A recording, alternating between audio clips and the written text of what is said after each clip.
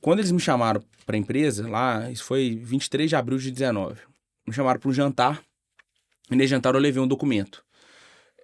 Eu sabia que era uma empresa de aposta, mas ainda não tinha nome, ainda não tinha muito o que que era. Eu estava estudando ainda o mercado, porque até então eu via só nas propagandas de TV, quando assistia no canal fechado um jogo de futebol. E aí, de repente, chega essa ideia, eu montei um documento, o que que eu esperava da empresa em um período curto. Eu montei como se fosse um plano de negócios, mas muito, muito básico. Eu nem fazia ideia que era um plano de negócio. Cara, o mais legal é que todas as metas que foram colocadas ali a gente cumpriu. Todas. A única que não foi cumprida, de uma lista, assim, 2, 3 páginas, foi uma que nós deliberadamente decidimos não executar, por estratégia da empresa. Mas as outras todas que eram executáveis, que era a empresa ser autossustentável em tantos meses, a empresa ter uma sede própria em tantos meses, tudo isso bateu exatamente no tempo previsto. E hoje ainda acontece isso, muito direcionado pela cabeça do João, né? Eu brinquei assim que a empresa, qualquer empreendimento, ele tem que ter a cara da sua liderança, né? No caso do dono, dos seus donos, o João consegue drivar a empresa para os seus objetivos de uma forma muito, muito bem feita. E a sinergia dele com o restante da equipe facilita, especialmente do alto nível executivo, facilita muito para que todo mundo seja comprado na mesma ideia e os objetivos sejam alcançados. Pô, bacana, bacana. E interessante, né, cara, o quanto, né, a visão, né, de negócio, ela pode te deixar em outro patamar, né?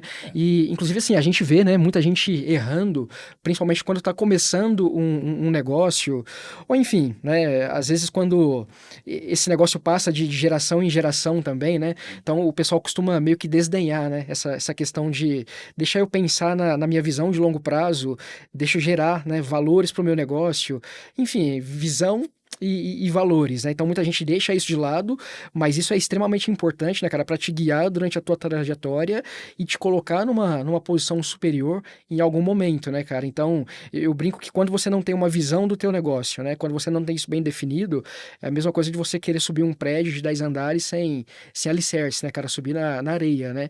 Como é que isso Exato. é para você? Cara, eu penso que quando você começa um empreendimento, um negócio, tem uma novidade, seja, nem que seja competir no mercado que já existe, players lá executando, você tem que ter um diferencial e ter o seu objetivo onde quer chegar.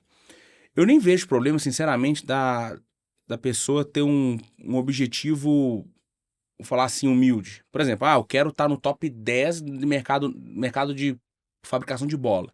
Beleza, cara, você vai ter lá a Nike, a Adidas, Topper, Puma, as empresas que estão fabricando os materiais esportivos. Você quer ser o top 10, cara, luta pelo seu objetivo, mas tenha clareza e o que você pode fazer que está ao seu alcance para chegar nesse patamar. Fazendo o máximo possível para mapear o mercado, entender o que está acontecendo. O que não vai eximir ninguém de cometer nenhum erro. Se você tem uma visão de negócio onde o seu erro ele é uma ferramenta de aprendizado, o erro se torna até investimento. Porque você não vai cometer o mesmo erro. É o grande pulo do gato. Se você consegue aprender com o seu erro para não cometê-lo de novo, você vai ter um prejuízo financeiro ou temporal, o que quer que seja naquele momento, mas vai te poupar prejuízos muito maiores à medida que o negócio foi escalando. A gente viveu isso na Estrela Bet muitas vezes.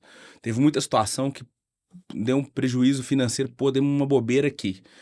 E pouco depois a empresa não cometeu mais esse erro, e quando você vai ver, o tanto que foi economizado por esse erro ter acontecido naquela etapa, a gente ter aprendido naquele momento, foi muito relevante.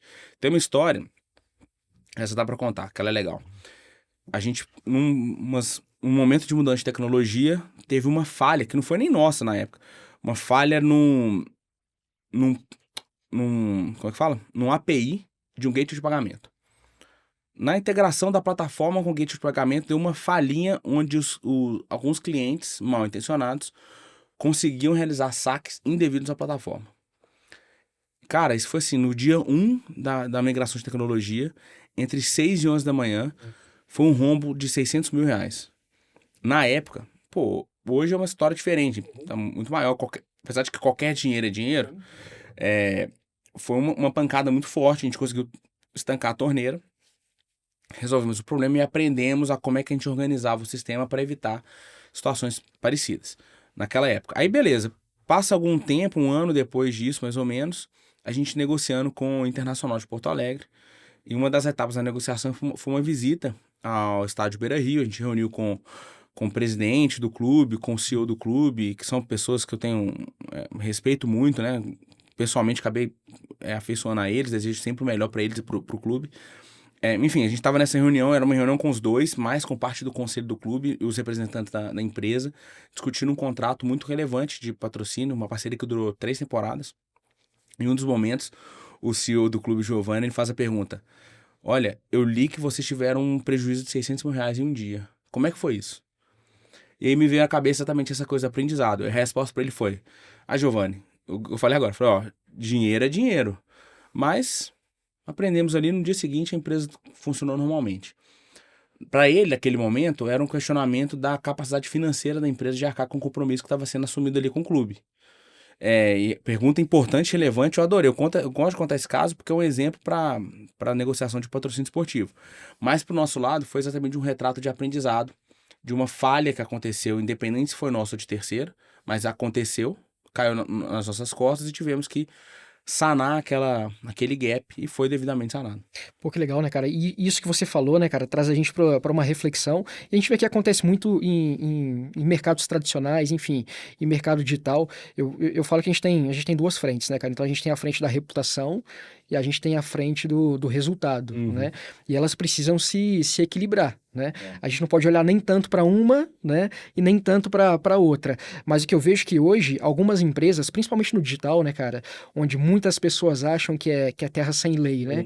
Eles acabam esquecendo a reputação, né? Esquecendo o nome, por exemplo, ou a imagem a zelar e colocam sempre muito foco em resultado. Como é que a Estrela Bet, ela equilibra isso hoje dentro da tua estrutura? A reputação é extremamente importante, mas tudo em prol de um resultado, né? Como é que a gente não atropela as coisas pensando nessas duas frentes? A Estrela sempre teve esse cuidado, assim, de fazer o melhor possível dentro do cenário que era possível. A gente trabalha no mercado que foi regulamentado tem 1 ano só. E operou em um cenário não regulamentado, apesar de legalizado, durante muitos anos. E não foi por nossa vontade, pelo contrário, a gente sempre defendeu, falando do BIS agora há pouco, do papo em todas as conferências do BIS, desde a primeira edição de 2021, foi na luta pelo mercado regulado. E isso finalmente aconteceu.